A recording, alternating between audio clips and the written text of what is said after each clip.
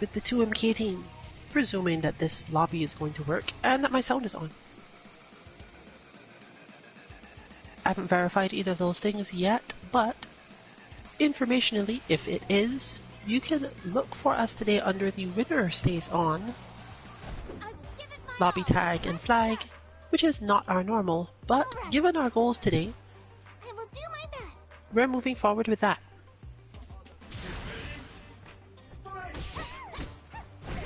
We're at around the point where it's necessary to work on our understanding of some things, more so than little stuff like reactions or combos or those things that you can practice on your own. Today it's important to move on to, well, what is a good idea in this game? Especially since we don't want to be thinking too much if necessary.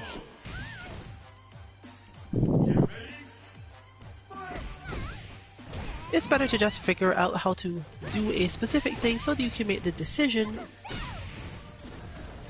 and then just have your body do it correctly. But this requires you to understand what decision you're making. And one place where we're all, let's say, falling down is in our understanding of how to use the advantage you get when your opponent is knocked down to keep your offense going, or specifically choose not to do that in one way or another. Most of us understand the options the waking up player has: the low kick, the relatively long-ranged mid kick, just standing up because they don't need to do either of those things, and then hitting either throw or a punch quickly.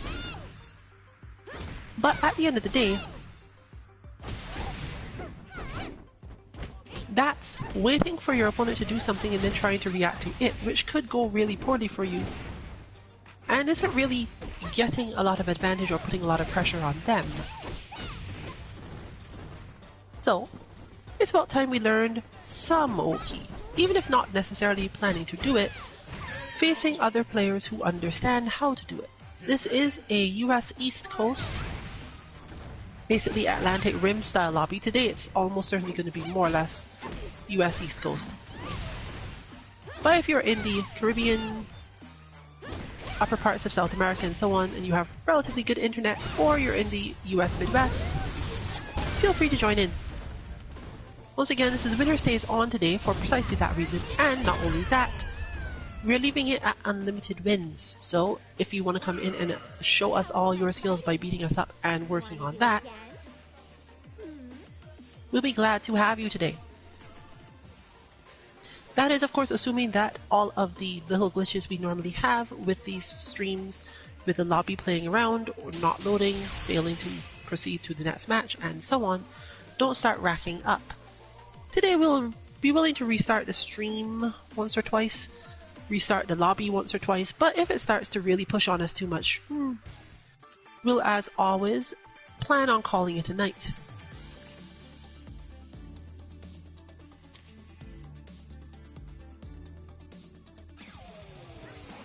So let's hope that we get through most of them.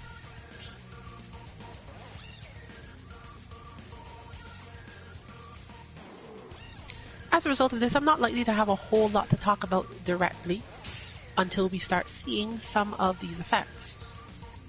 And as our players don't have much experience with how to make choices relative to this, other than, hey, I should bait my opponent into hitting their low kick or whatever and then get them, you're not likely to see a lot of speech on this stream unless someone else shows up and starts pummeling us all. Therefore, if you're familiar at all with the team members, you're only expected to see one more in addition to the people you've seen so far, and that would probably be a Brad Wong player. Maybe a Kokoro, depending. But if you start to see other characters or anyone whose names you don't recognize, if you have watched our previous streams, you can expect that's around the time where talking will be happening in much larger amounts. For now, I may stop in and have occasional things to say if someone, while they're obviously focusing on this concept, find themselves with something that really helps. But the entire point of Ogi is that you don't generally just repeat the same thing over and over, or your opponent will figure out what to do about it. Therefore, it's going to be a little bit hard to recognize at first that any given player has chosen to do a specific thing. And since most of us don't yet have full understanding of our own character's options or what will beat other wake-up options from people, you're going to see a lot of experimentation. There might be a lot of surprises as well.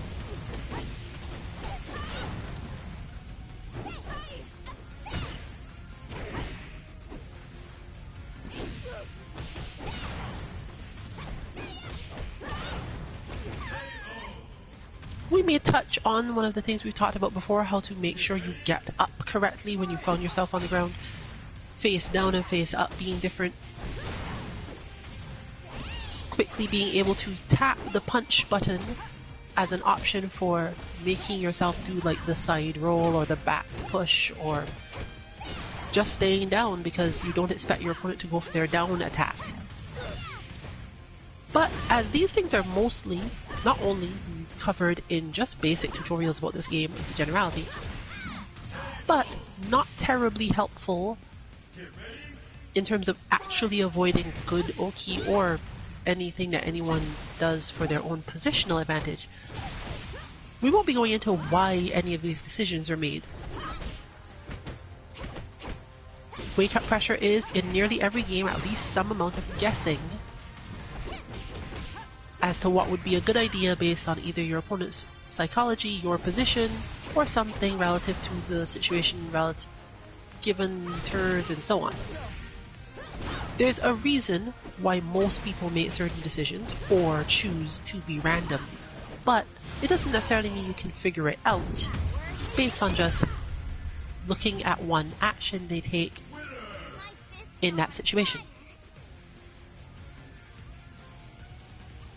For now, therefore, you can enjoy the matches from the other perspective, where we don't normally play winner stays on, and it gives the chance for a person who is winning to get on a roll, get into a groove.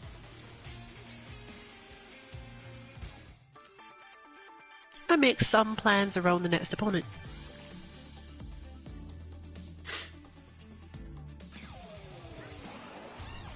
Again, assuming this match even gets set up correctly, but it looks like we're going to get it. We're going to get our Kokoro versus Hitomi. And the stream will probably go relatively silent until whenever time you see someone outside of the usual suspects. I may say things between now and then, but don't worry if you just want to skip through it or just mute it or whatever, you're not going to be missing out on much. I'll almost certainly just be rehashing something that you can get a much better idea of by listening to some older stream.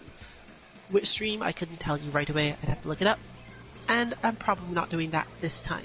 We'll be covering this in the upcoming weeks as well, though, and maybe you'll get some more backup information at that point.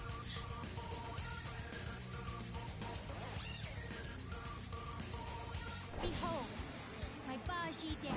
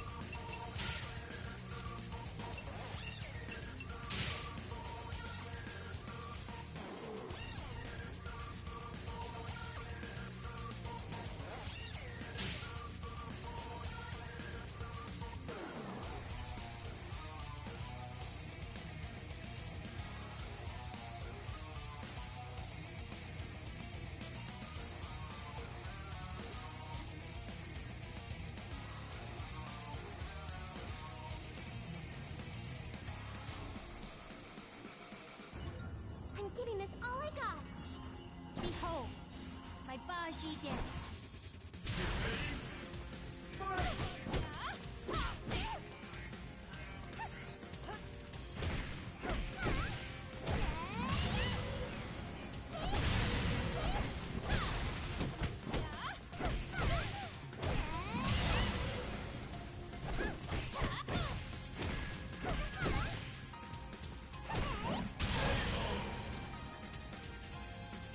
Get ready, fight!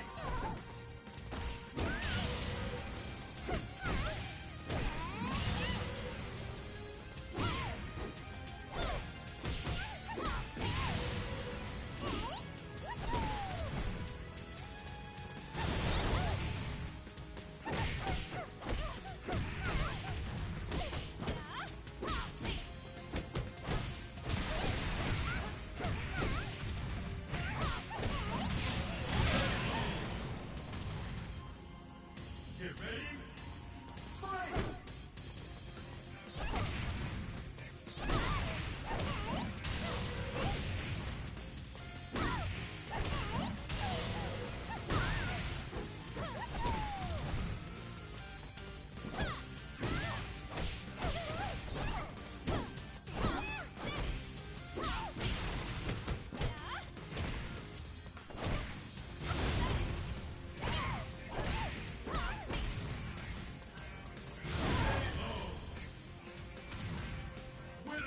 Promise me, you won't tell anyone.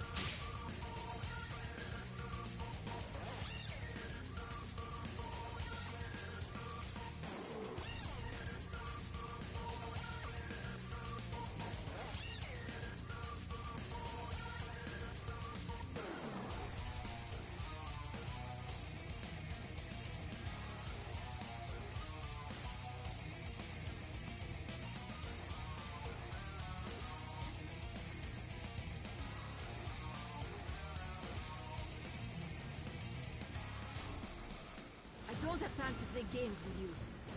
All right. Get ready, fight!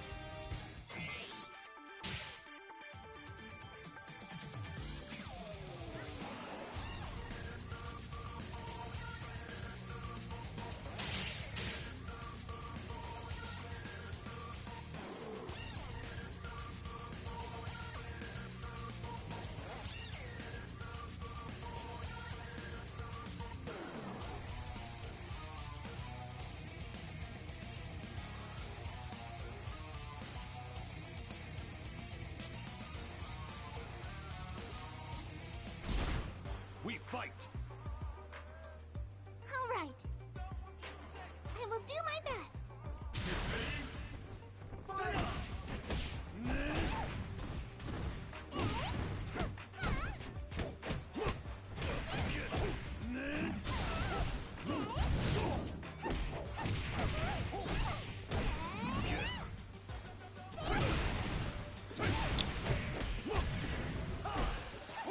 One of the most important timings to know that you have the options of Oki for are the moments like this one, where you have managed to hold your opponent, and due to the fact that this results in a redirection of force, they often don't end up all that far from you. There are other moves that do good knockdowns that lead into more, but honestly, a lot of the time people would just get more damage if they went straight for stuff then. I.e. did longer combos instead of running into this situation. But we see our opponent here setting up more or less the same situation. Doing moves that don't necessarily result in a lot of spacing problems. And taking at least some minor advantage of Omni-Rabbit's unfamiliarity with this character. Fortunately, Hayabusa isn't terribly difficult to understand. He's just good in specific ways that you can't easily get away from, and mostly involve throw teching.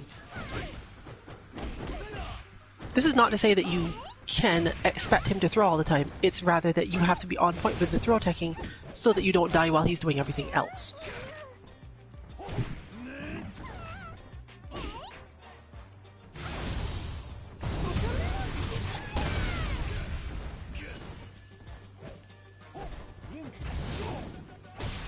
We saw another relatively good choice there, not being terribly confident in the Oki off of the knockback. Rabbit had to just, go back to neutral, trust in ability to play neutral, even against a less familiar character, and then go from there, because you can't get away from that very easily. If you don't know how to wake up correctly, or if you think your opponent is going to figure you out, then going in to just swing at them and hit buttons is often a way to take way more damage than you would ever have managed otherwise. It's relatively difficult to get big damage in neutral just randomly in this game. It's not terribly difficult to get big damage off of misdirection and situations that are not familiar in the Oki situation. So we got to see a little bit of more complex such things from this particular opponent, in that they were able to use Hayabusa's teleportation drops, but by just delaying wake up a little bit, Omni-Rabbit was able to partially get away from this in a way that's not very obvious in this game. You have different invulnerability when on your way up than you do when you're on the ground. When you're on the ground, you can be hit.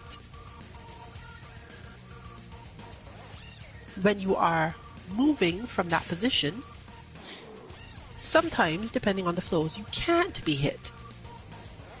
And then once you've gotten up, you can once again be hit, and if you do certain attacks, you can be hit. So just delaying your wake up and doing nothing is a way to dodge certain types of such attacks. It's probably the best way to dodge them because it often gives you a reasonable way to counter-attack depending on which exact move your opponent used. And that one, as you saw, had a fairly big wind-up, reasonably long recovery. If you were forced to block it, you might be in a bad situation. But if you just didn't get hit, you have some good options. Here's a character we haven't seen in a while, but mostly what we have to say about this character in terms of understanding how to fight him is that be expecting that you have problems similar to Brad, where the buttons being hit might not always match the height you think they are. They're a little non-obvious, and he does a lot of very swingy moves that makes it difficult to tell. But overall, you can generally keep in mind the same thing as before. If you think it's a high, crouch. Otherwise, do your thing.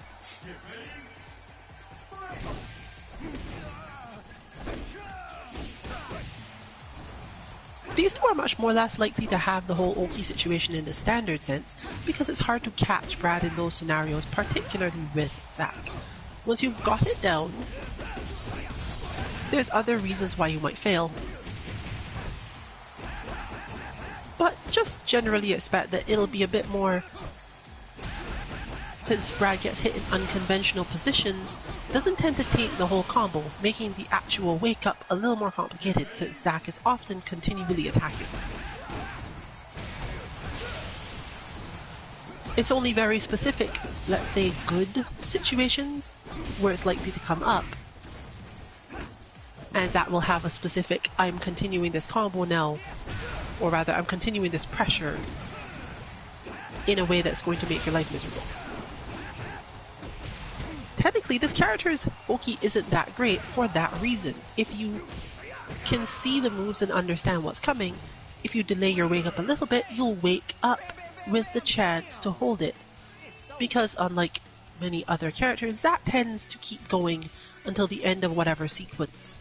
Multiple kicks coming, hold mid kick. See multiple punches, hold mid punch. There are a couple of variations, but these also tend to mess up the frame data required to actually get anything out of it.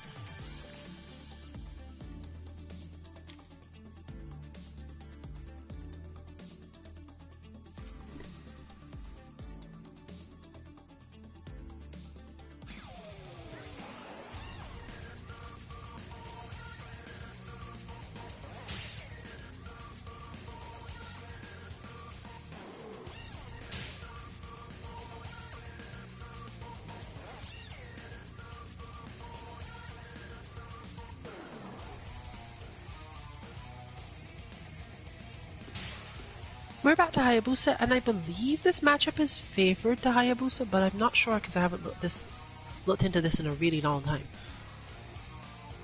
Based on my understanding, it should be, because a lot of Hitomi's strikes are multiple hit and toward the midsection, whereas Hayabusa can just attack from really far away and kind of wait for those to finish, while still avoiding a lot of the main strikes she can use. Lunging kicks are often helpful on both sides, and aiming to just play standard footsies with punches, I don't expect to see that from either side as often. Until they've managed to get close to each other, I'm expecting to see kicks. But there's the start off of being close to each other, so there's that.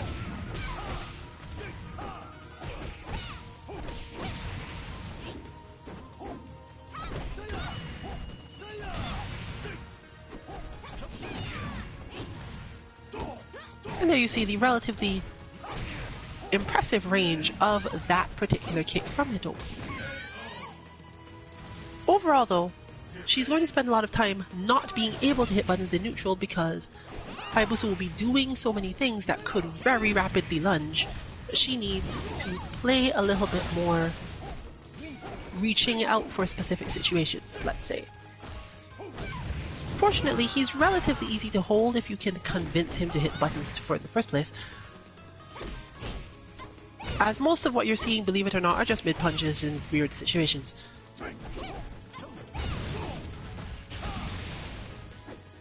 Getting used to not responding to a character while they're trying to get there, though, can be a bit much to push on when you're used to being able to play your own character in close-range punching combat.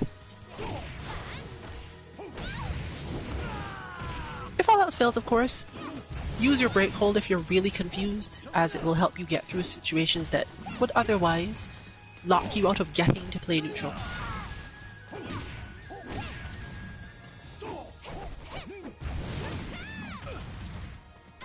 But there's the hold, and it's not going to be enough this time, but again, we're not really trying this week to learn new characters or work out, oh yeah, I need to do this in order to prove I can.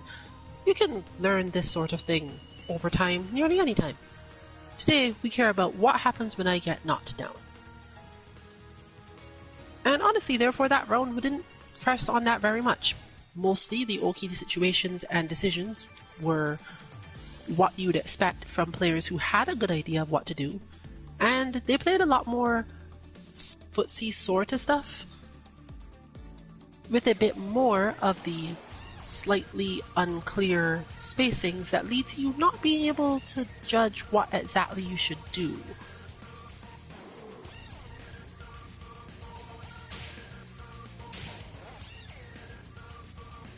Arwolf finds themselves in a sort of positive situation in that it's unlikely to be a question of this character is so unfamiliar to me, given, you know, alternate character. Bayman, Mila, and Kokoro are all characters that can be mostly understood, or at least something will be learned if the situation rapidly changes. But that doesn't mean that the Oki part of this is going to be any easier, because Bayman Oki doesn't make a lot of sense to most people, and he has so many moves where he can just pull you up off the ground and hit you or hurt you more and not have to worry about it at all.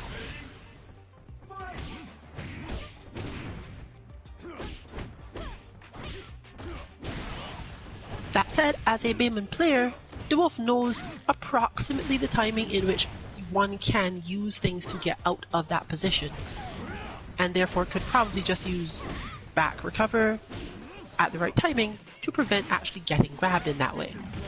Getting grabbed in neutral, different question.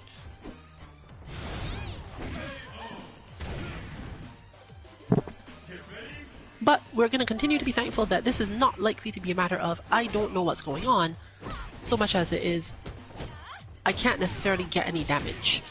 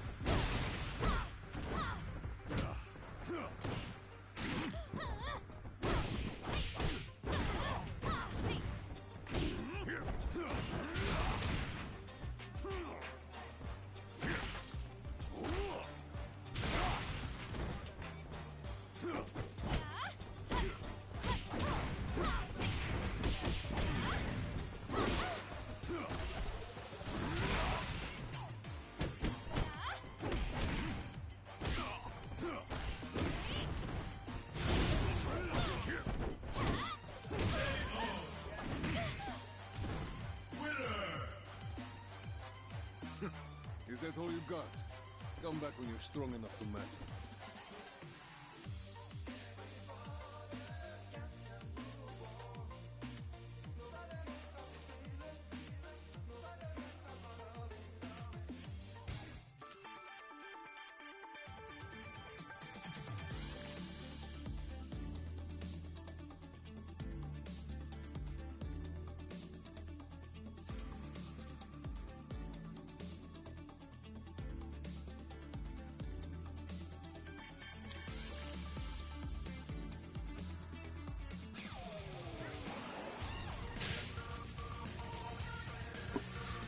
And so, somewhat thankful to our Destruction Wave, whether or not they have watched our streams before and are therefore helping, or not.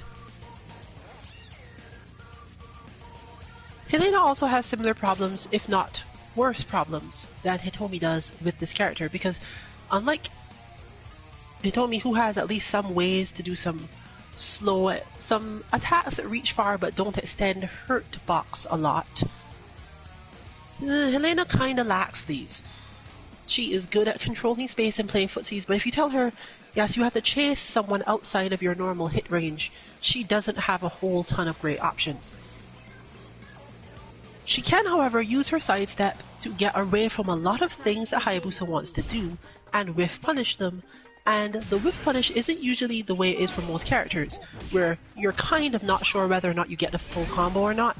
For the most part, Helena will get her full combo. The question, therefore, is how quickly can you get out of the way of an attack, or reposition yourself so that Hayabusa misses in any other way. The rest is space control. If there's nowhere to retreat to, Helena has control of the space as demonstrated here, and doesn't care about what Hayabusa chooses to do because she has advantage in almost every way. Repositioning to put this character's back to a wall from her perspective is worth her time. But given that Hayabusa has a lot of sideways style movements to deal with this, you can count on getting him kept there. It's more so a matter of once you are there, Be unpredictable, get what damage you can, and don't necessarily use your meter, because using your meter will lead to bad things. Use your meter to get out of the situation when you are in it, because while Helene is quite good at doing those sorts of things, it's not so great when she is forced to do so under pressure. When the opponent has both positional advantage and, let's call it, frame advantage, she's a little less capable of doing a lot of things.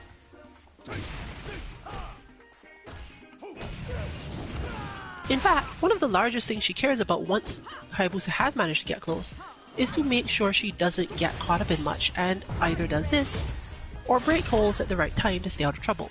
Here we have positioning close to the wall and therefore advantage. But there's our problem. No Oki to go with it, and leading to defeat. In this case, I would say it was probably a good idea to go in even without having good Oki on the mind, because you don't give up that sort of positional advantage just because you don't know what to hit.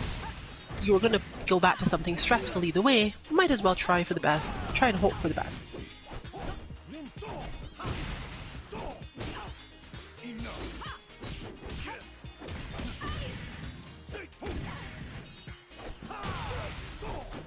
Currently using some relatively long range attacks, but once again, if you were really worried about it, if Hayabusa hasn't done anything crazy, just assume it's going to be a mid-punch when he comes swinging in from however far. Being one of those ninjas where you should generally expect that anything else is going to be run-up throw. He does have the range, he does have the options, but you don't have to care as hard as you do with certain other characters. There's less misdirection in that which button is coming, and much more misdirection in terms of timing.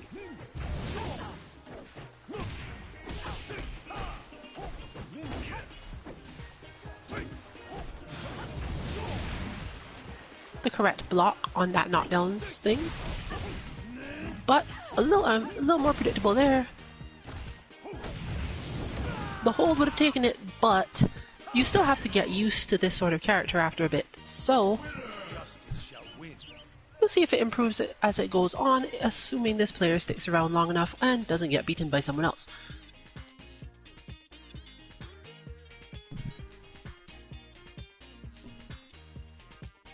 There were more conversions they could make in terms of damage, but it would involve a lot more trying to reposition enough to defeat Helena's footsies, which is the challenge that one might not be looking for right away.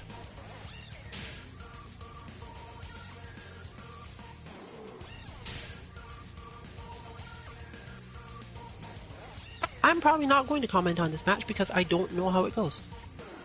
I think there's a reason why people don't play Janli against base, and that might therefore be a counter pick. But I can't say surely enough to remember, so let's see how it goes, and if the Janli player gets destroyed, well, don't assume it's because they don't know how to play the game, it might just be a terrible matchup in some form.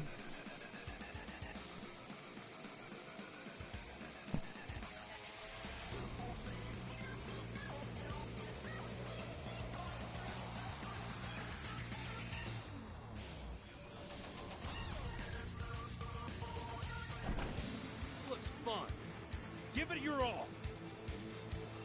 Thanks for coming. Now fight me.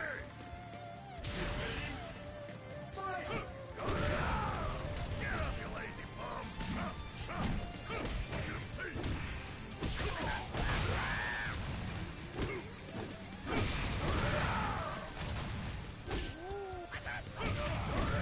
Get up, you lazy bum.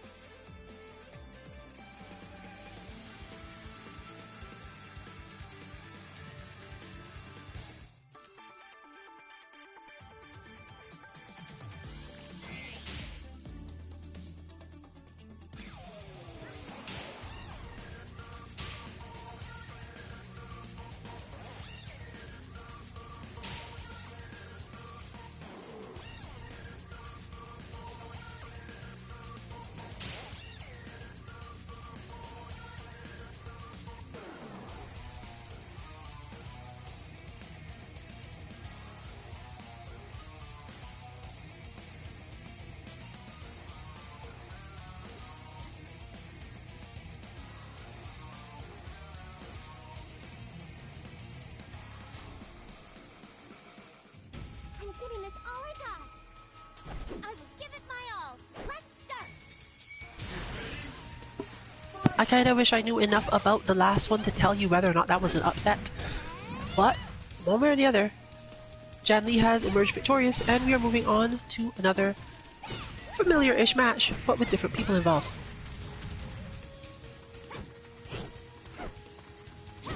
Omni Rabbit is likely to have a little more problems here because this player's spacing is about one step further out than our usual Hitomi player.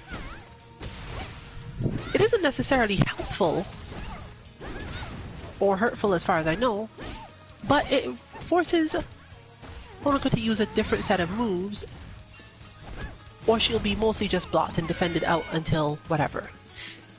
However, this does give our Honoka player time to practice more tricky stuff, deception, mix-ups, and to be able to use certain moves and stay safer than normal, specifically because the punishes are harder from the range that this particular player is standing at. So just a matter of knowing, yes, I'm definitely doing this, but here we see more actual Oki. That is one of Honoka's best Oki options as a whole, as it's relatively hard to hold in the correct timing, it's relatively hard to stop,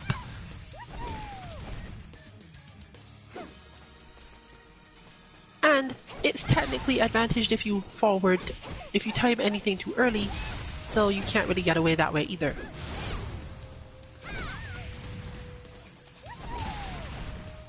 So you're ending up in this situation, a lot of stray hits, a lot of good understanding of how to prevent taking damage, and in some cases, as you are now seeing, return it, but it's not immediately a high damage style. Justvine's style is much higher damage just by I'm standing close enough to hit you with more hits. And Omni Rabbit is therefore, you know, used to this sort of player a bit more so. They're less threatening very slightly, because Omni Rabbit is patient enough to not end up in situations where the damage is actually going to get converted.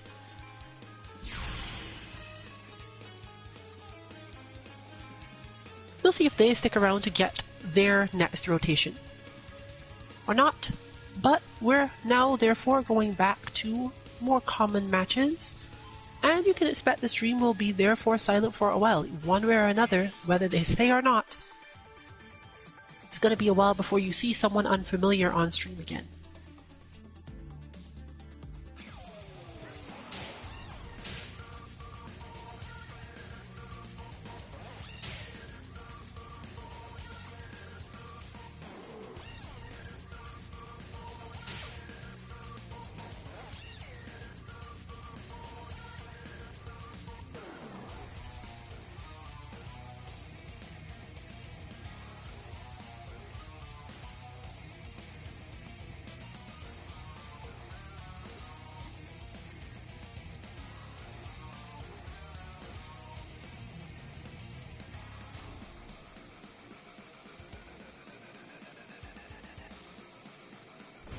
Down the hatch!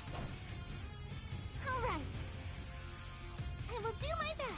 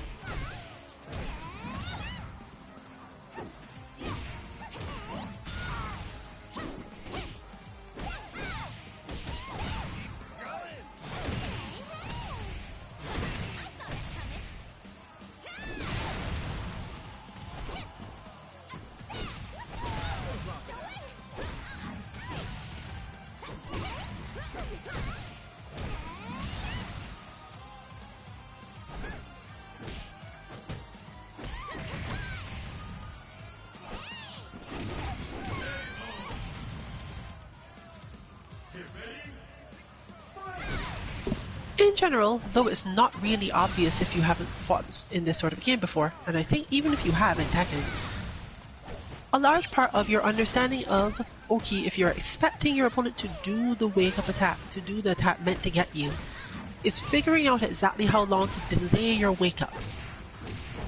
You want to delay it just long enough that your opponent doesn't catch on and go for their down attack. It's not a lot of damage usually, but the down attack does reset the situation more or less and let them go back to Oki, and if you decide to stay down, they can basically just punch you that way forever.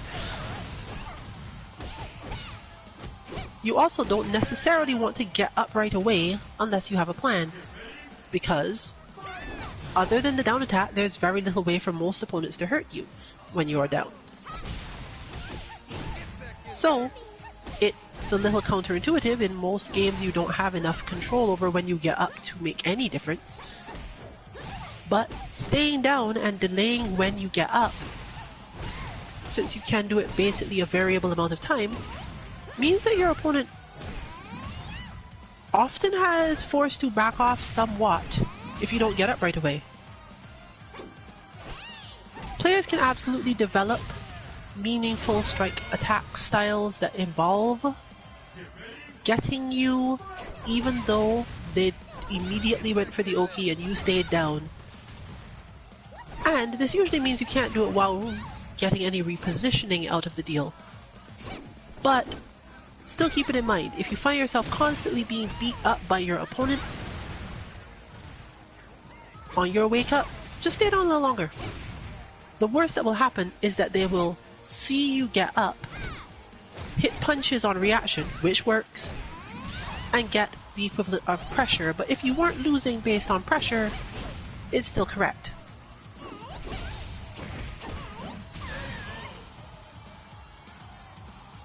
And even if they continue doing the down attack, as was just shown, it's still sort of a guessing game. If you decide, okay, I'm getting up now, and they go for the third time, there's a good chance you're going to whiff punish most of the cast.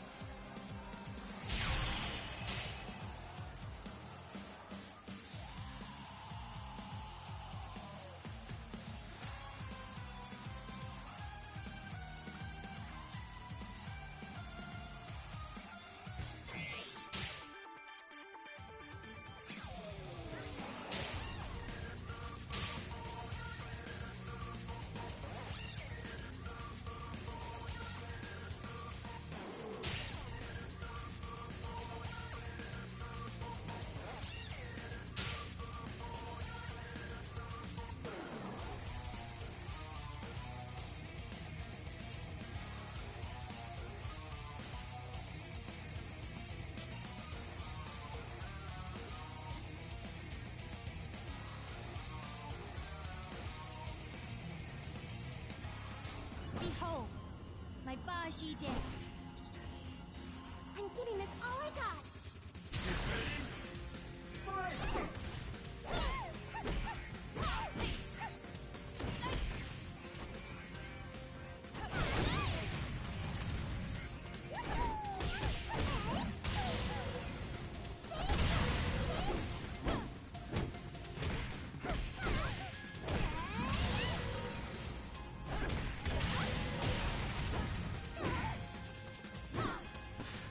It is this capacity to make it so that the whole wake-up thing isn't quite so overwhelming that makes this game feel a little bit more like purist games like Koihime than, in my limited experience, Tekken and Soul Calibur. While those games don't have too much different, there's enough that you have to care. And much longer combos whenever you mess up anything, usually leading to even more damage. We do set the health to large rather than normal, but if you're a Tekken player and you've been up against someone who actually knows how to do long combos, you know how it gets. There are long combos in this game, but the scaling seems to kick in relatively quickly, meaning that it has the standard, let's say, perfect point of 3 interactions minimum before you have lost the match. And since the wake-up pressure can be at least somewhat avoided. You can just not get advantage in order to manage to get up relatively safely. You can ensure, for the most part, that you get all three of those interactions. If you can't beat your opponent in neutral, that's obviously a different issue. Or if you just make bad judgment of any kind, resulting in you taking a lot of damage, but you're not likely to get squashed unless you don't know your wake-up options, and you don't know some of the things I've been babbling at you for the last 15 minutes. In short, make sure that if your opponent seems to have really strong ideas of how to keep on beating you up on your wake-up, that you know your own options. If they're going to wait and punch, you can side roll. Usually back recovery isn't so great. Many characters' punches will keep going until they're in the correct part of the string to be unpredictable, and then you can't hold them.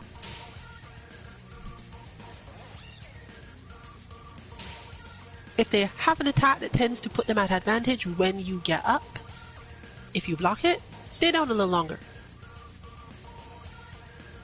And if you think they aren't going to do anything at all, especially if it was like a hold or something where you ended up too close to them and they have a lot of options, if there's a situation where you think they're not going to take advantage, it's a really great time to use your wake-up kicks, because your opponent will get hit by the low one if they are trying to back away, and get hit by the mid one if they aren't. I cannot lose this fight. In the sense if they're just crouching. So you can definitely think of the wake-up game as, I have options here, I can do things, I don't have to worry that much. What I have to worry more about is, what position am I after doing those things? Especially if my opponent doesn't choose to do anything. Positioning is one of the most important things you are facing here when it comes to having been knocked down.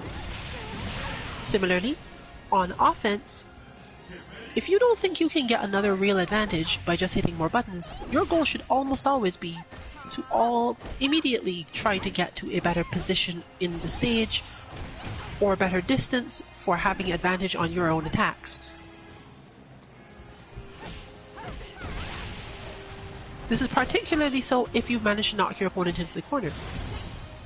You don't often want to do the Oki right away, just hit more buttons and hope that they can't defend, because that's the first thing people train, how to defend when I'm getting up with my back against the wall. You can back off a little bit and figure out where to go from there. Chances are your character has some good options for moves that are very hard to punish or straight out advantaged from particular ranges, and if you have a knockdown, you have quite the time to get to those particular ranges.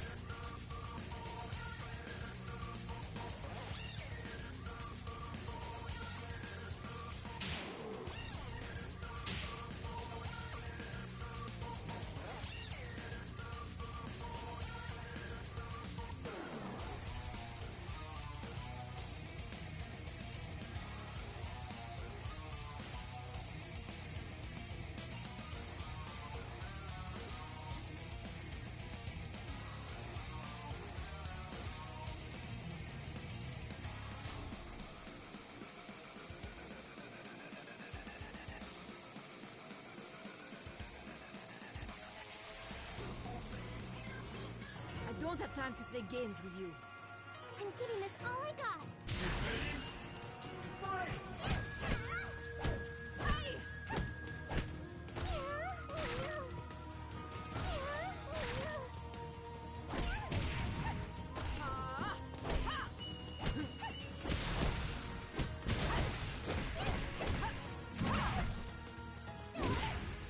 At first, a Hitomi that stands slightly further out, and now a Helena that stands slightly closer in.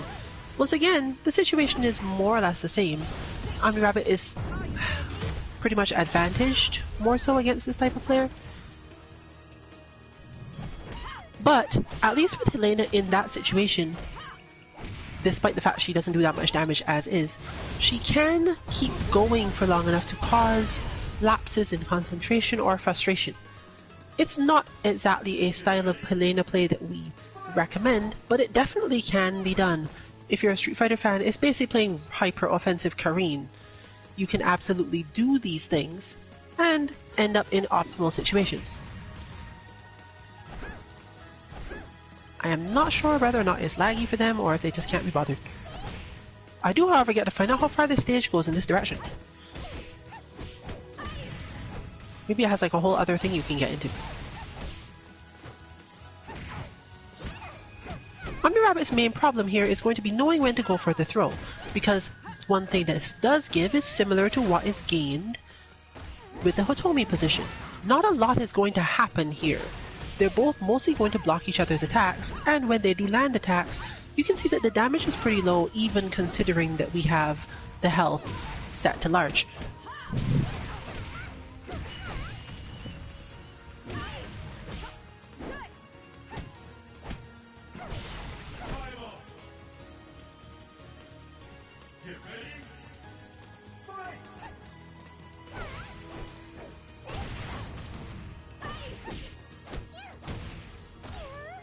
I think they're a little laggy.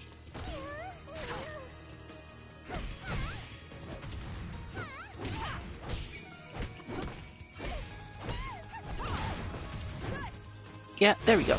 Laggy. It's however difficult to use a lot of Helena's tools in this way for long periods because your opponent is eventually going to start blocking. And while you can absolutely land throws,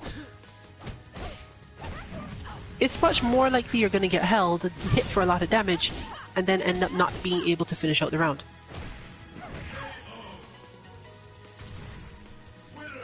Even worse, that scenario there, which doesn't come up often, but players of this caliber will probably do it to you occasionally. If they've got enough of a life lead and they think you're going to go for the throw, try to hold, just because even if they fail to hold, the damage they take from getting hit is so small, and then you whiff the throw and they get to whiff punish it.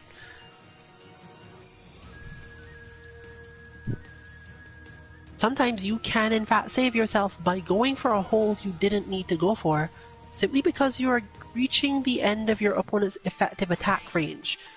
Bonus points if you think that they're about to try for a throw to get through all that blocking.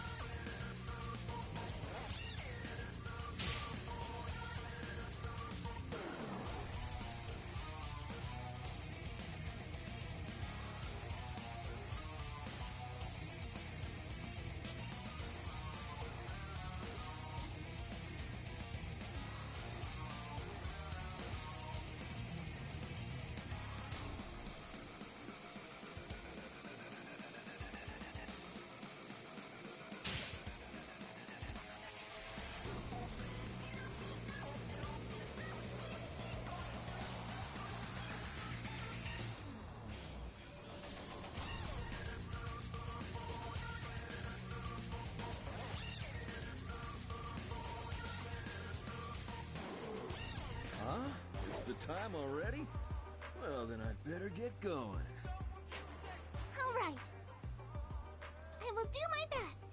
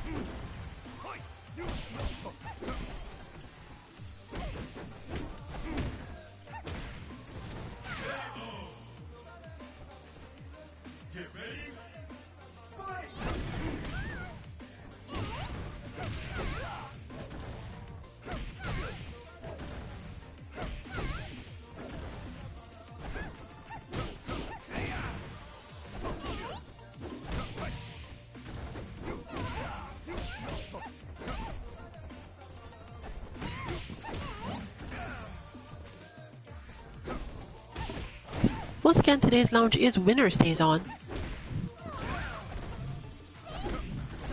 Which actually means that I'm expecting Omni Rabbit to fall to back, as we say, and take a break in a moment or two, simply because, 6 wins, and it's around the time of streams where people normally float away or have a gap because, they're winning. Or, due to our usual limitation on how many times you can lose, you have a reasonable understanding of approximately how long it's going to take before you get a break in your own matches. So, don't be too surprised if you see Omni Rabbit go off of the winner's side in a bit, whether it is after this match or after further matches going forward, which means we'll get more rotation around. If you're waiting for your turn, therefore, and you are watching the stream, please note that it may skip one ahead for that reason, whether it be now or in a bit.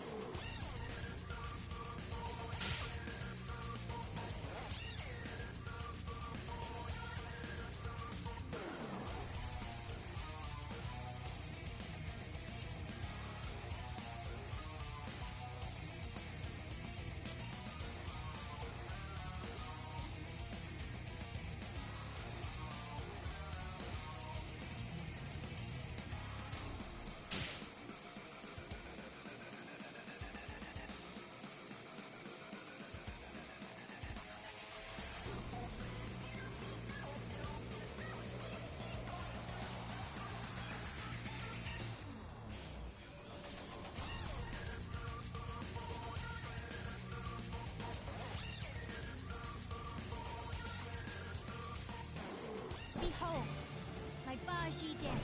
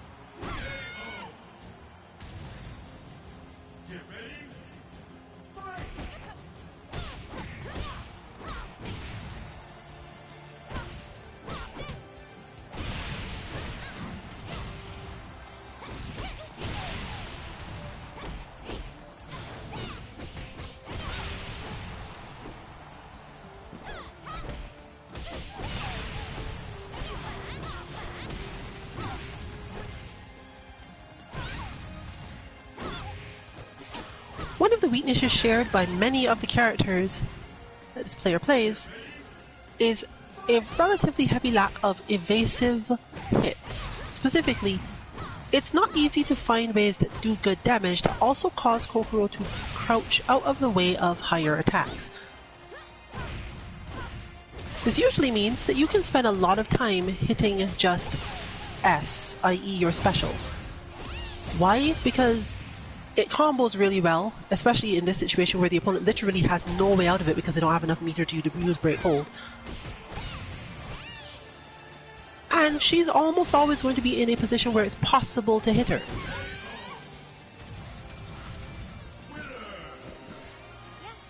The main problem will always be the speed at which you have to recover from hitting with this move, as it doesn't have any variance. You can only go one way. You either keep on hitting the button or you don't. And if you're not familiar with the amounts of hit stun from it to know what else to try, it won't always be easy enough to determine where you should go, especially if your opponent just keeps blocking or you don't have the correct range to get in to do something else.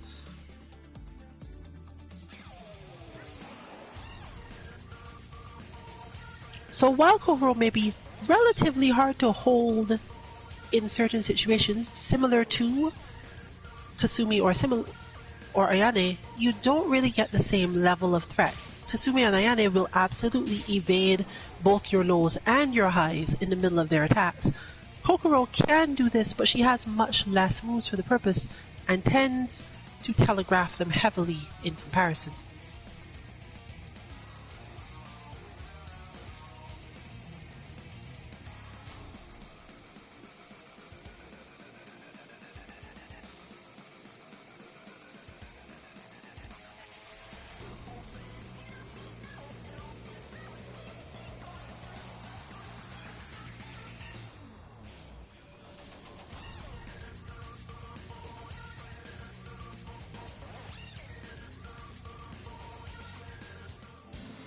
We settle this. It's so nice to meet you.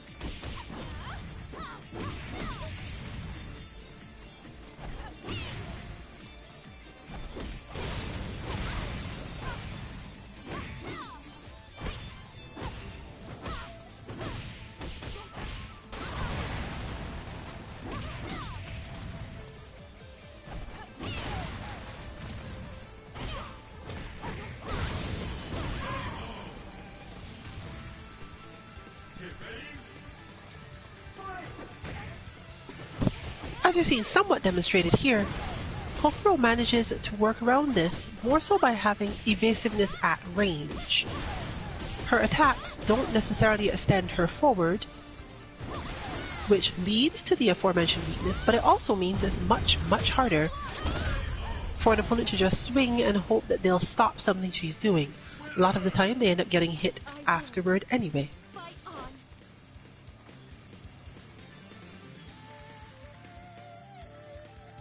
This doesn't work as well against Kasumi because she's one of the characters most capable of just continuing to move forward with her strikes. And while she can be held out of most of these, she does actually have paths that lead to you getting not far away from her.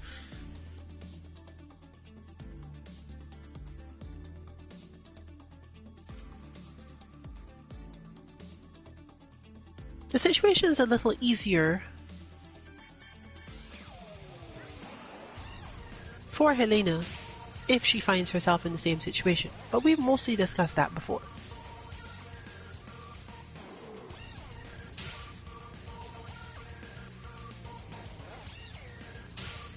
Helena's various moves reach a bit further and are better at stopping Kasumi by catching her in between the attack frames of her advances.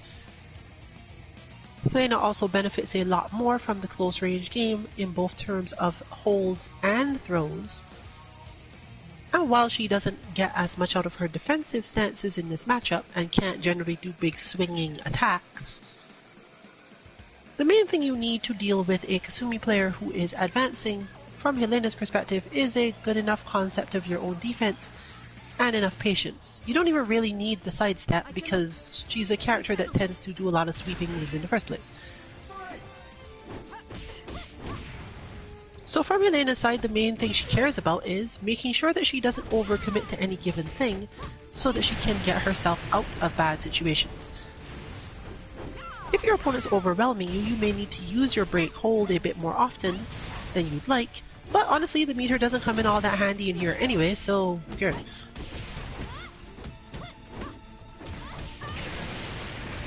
Once you've got advantage, it's relatively easier to keep it, but again it requires Oki. And this player seems to have the exact timing for waiting out the attack,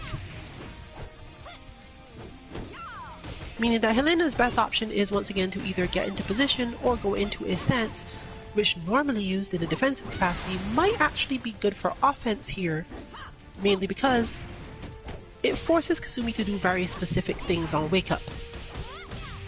The timing of the stance is going to matter a lot more than anything else though, and timing was the problem to begin with, so no reason to expect a lot of really complex Oki from Helena's side even if she gets knockdowns.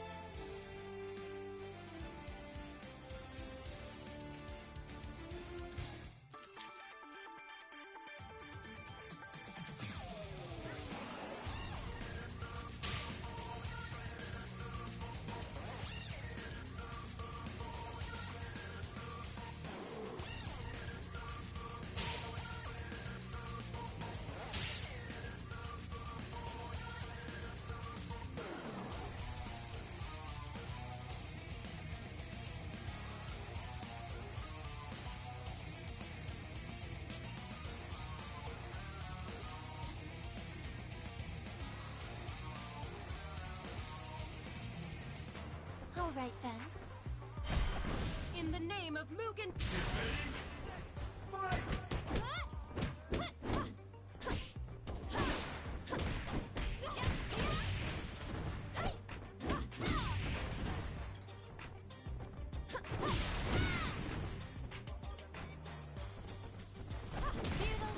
Feudal, I say.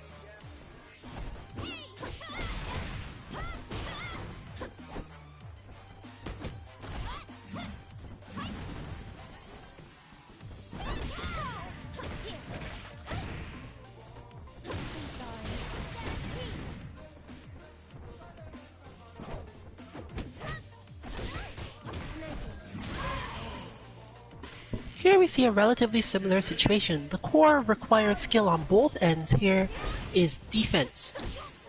To the point where neither player even seems interested in trying to get the Oki because all it does is open up your otherwise functional defense, as just demonstrated. Now you might not take a ton of damage through that, depending on what you do, but it's easier to just slow down your attack and get advantage without even knocking your opponent down. Something that both of these characters can keep going for a really long time.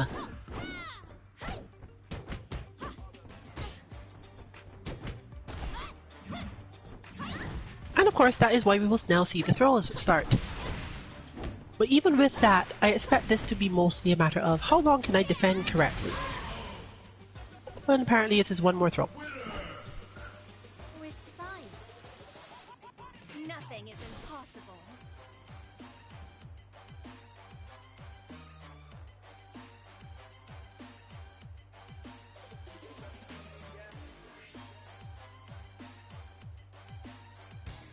Nico does have functional Oki available, mostly related to doing low sliding attacks that you should block low on your own wake up, mainly because there's no way to decide what to do otherwise. And at least a standing throw will whiff over your head, since so much of what she wants to do is generally to just keep on hitting you and never knock you down in the first place. You don't have to overly commit to dealing with this. But do be aware that she has ways around a bunch of different things if she chooses to go for it. Let's see here.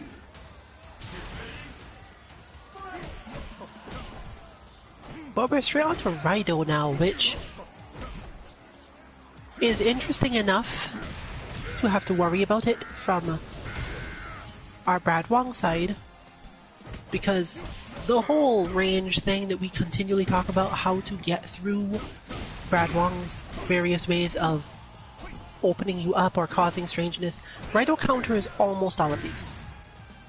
He cares about next to none of them. He doesn't really get hit on the way in if he doesn't want to, and that is by itself a winning condition.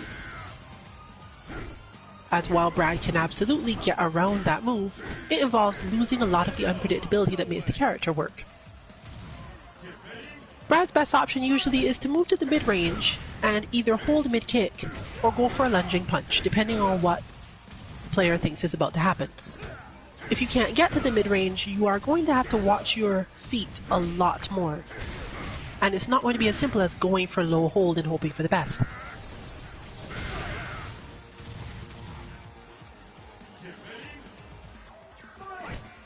So while I wouldn't call this a counter match, without enough information, it's going to be really hard. However, we're already seeing Brad start to use those mid-lunging punches and seeing some success at the mid-range. The requirement here would have been the timings, and they're somewhat unfamiliar, for holding these lows. Ironic, given that the general problem other people have is dealing with Brad doing this also. But sometimes that's just how it works in life. The thing that takes you out most easily is the thing that you don't normally face because you're the one doing it.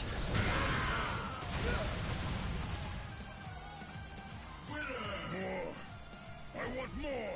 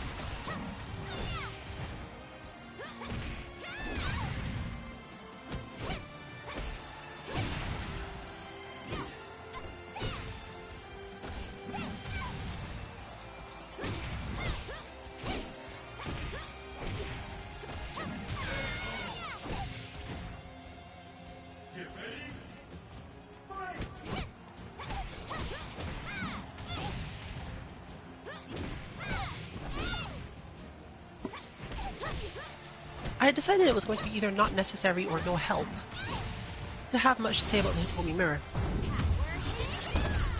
So far, I seem mostly to be right though. The main thing you care about in this matchup is actually meter watching, because as with almost any mirror match in any game, the only way you're going to get anything unexpected out of the situation is to utilize moves that are not always available to you, and when you choose to make those moves your focus.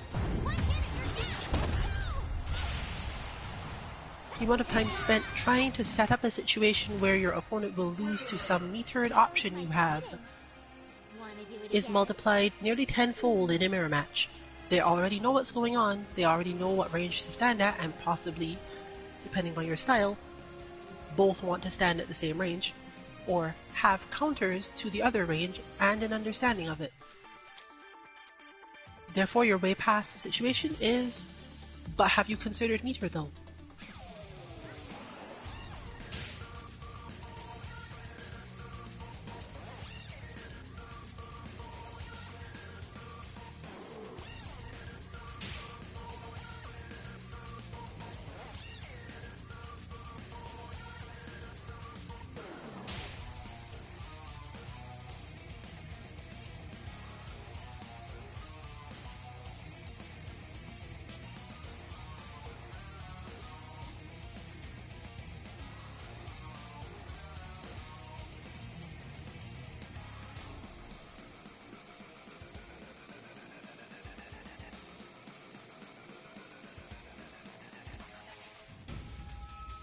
Another ninja. We fight!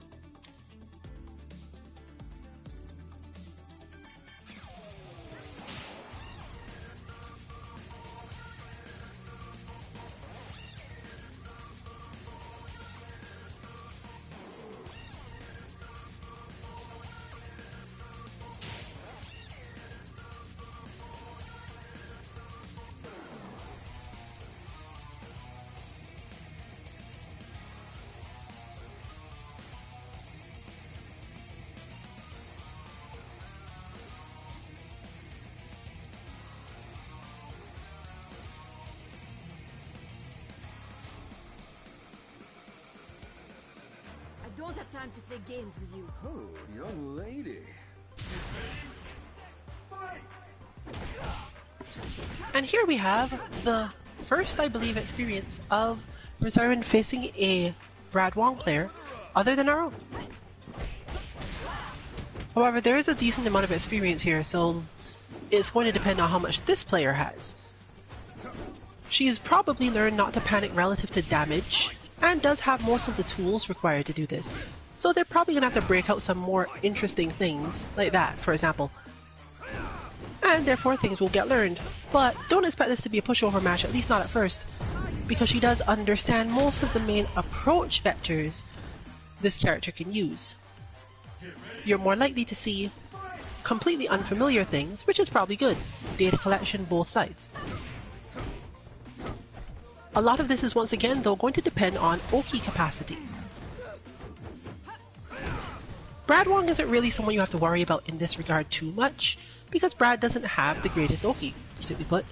Often puts the opponent just a little outside of the range where anything he does is useful, aside from waiting for them to get impatient and come right back in after being knocked down. Now that may serve this player well here, given that, as she said many times, Arlene is kind of impatient. But overall, it's a difficulty in terms of getting enough damage in these flows. Similarly, these moves are actually relatively easy to sidestep, though you might have to use the 8S or 2S style of sidestep to get there in time. And impatience will often lead to sidestepping preemptively. But even that moment just now of, okay wait, I don't need to go to you right away, I'll wait for you to do something first.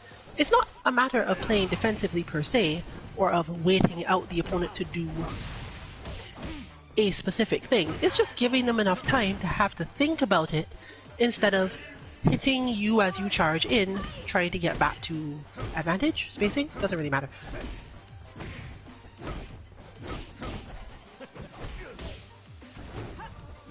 The lag can't be helping on either side, but we are definitely seeing a little bit more here.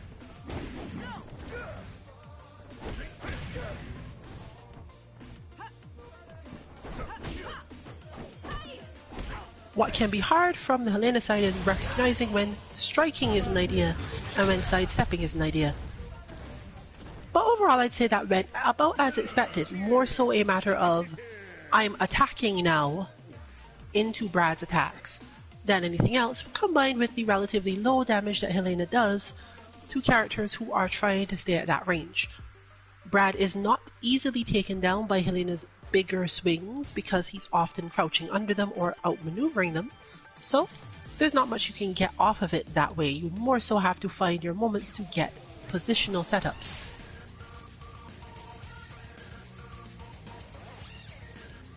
While in that particular match, or rather in that particular stage, it's a little too straightforward and you can't actually do that much. It's probably just going to be a matter of additional patience. Something that's not as necessary all of the time when your opponent is usually doing their own attack strings and not necessarily managing a whole ton of knockdowns.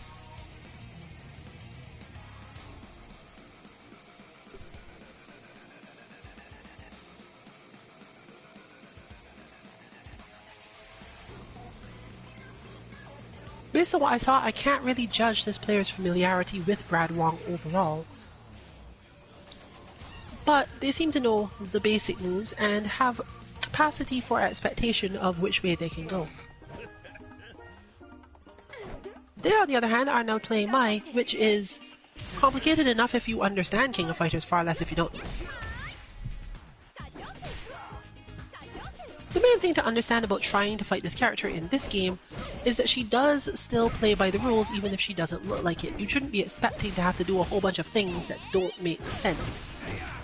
Tentatively, it's more complex to fight Hayabusa. Hayabusa follows less rules than Mai does, with your main concern being making sure to block when she goes into the air,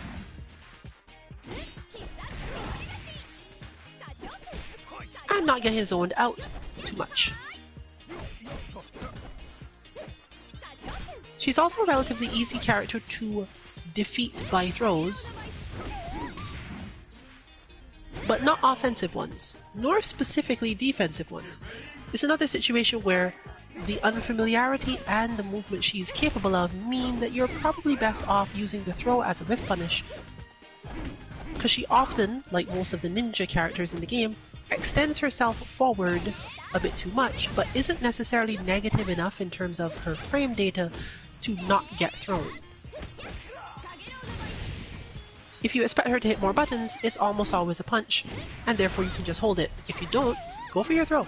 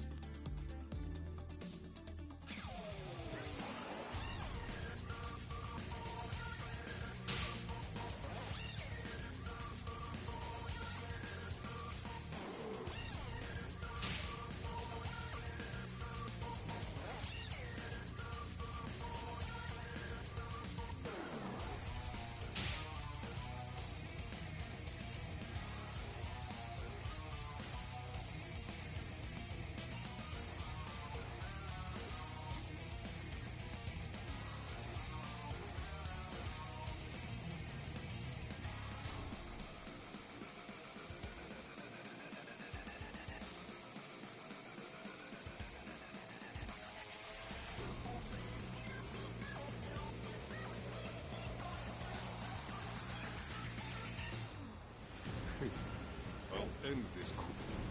Let's see here.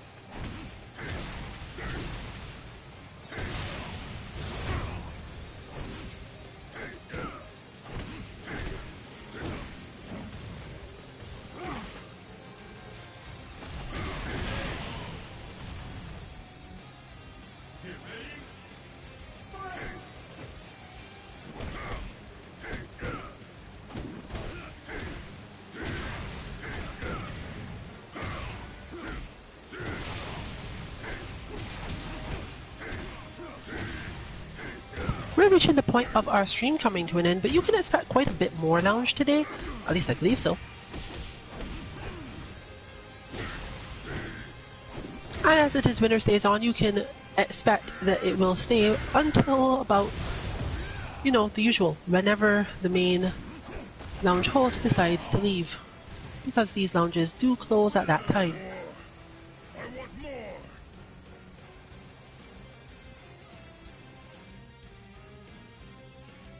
You may also even get your turn faster because most likely people will go to spectate and similar. But the upcoming match is likely to be the last on-stream match of the night.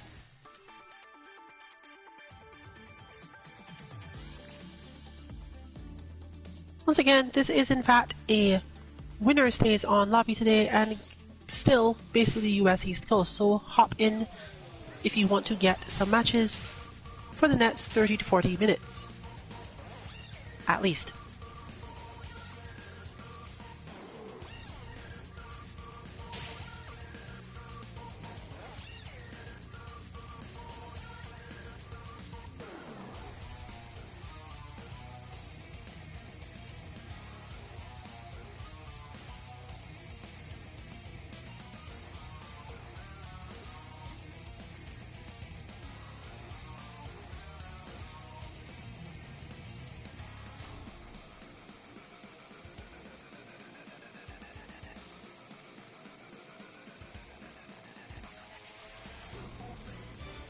I'm giving this all I got. I don't hold back when I fight.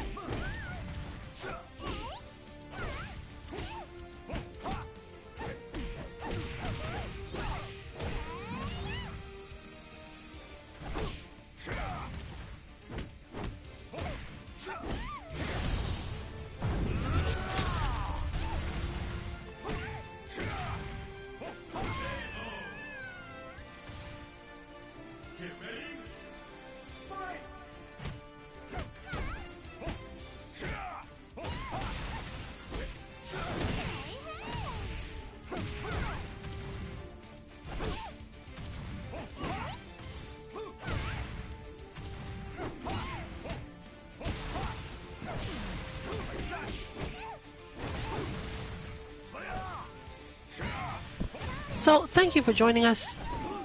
I expect another of the same next week, Thursday. And of course, you can join us on Monday for our Street Fighter V content. We don't expect much other than that in the upcoming week. We didn't even end up having a visible Street Fighter stream this week.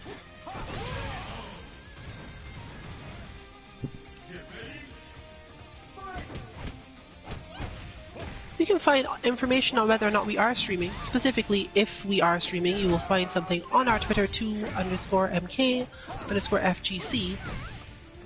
at about 7 or a little bit after. And if we're not streaming, you'll know by 7:15, probably, because you won't see any tweet from there.